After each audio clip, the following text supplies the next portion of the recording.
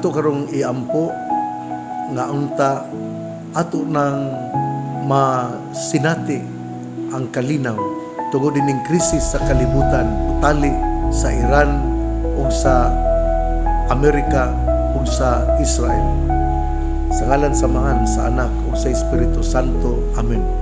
Ginoo, ikaw ang tuburan sa tanan. Dungga kami nga nangalyupo alang sa kalinaw sa tibuok kalibutan.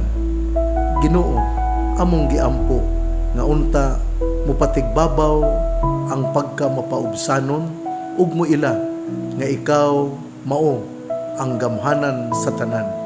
Hinaut unta Ginoo nga imo kaming hatagan og kalinaw.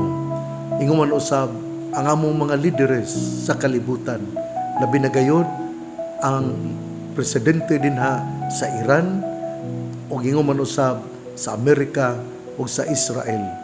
Ginoo, dungga intaw namong pangamuyo, tagai og kalinaw ang kalibutan aron kami mahawas sa kalisod. Kining tanan among gipangayo pinaagi ni Kristo among Ginoo, uban usab sa pangaliya sa mahal nga Birhen Maria, ang Birhen sa Kuta. Ginoo, tagai kalinaw ang kalibutan. Mahal nga Birhen Maria, iampo mo kami aron imong dadon ang among pangalyupo. Sa ngalan samahan sa Anak o sa Espiritu Santo. Amen. Ako usab kamong hangyoon nga ang matagbanay, amahan, anak o inahan. Nga unta nining yugtua kamo usab moingon, Ginoo, hatagig kalinaw ang kalibutan.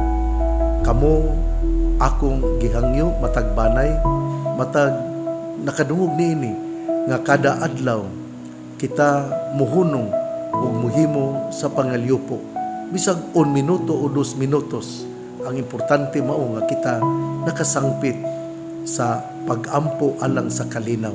Akong gihangyo ang Archdiocese sa Osamis nga ato kining himuon moingon, Ginoo, hatagi kami kalinaw.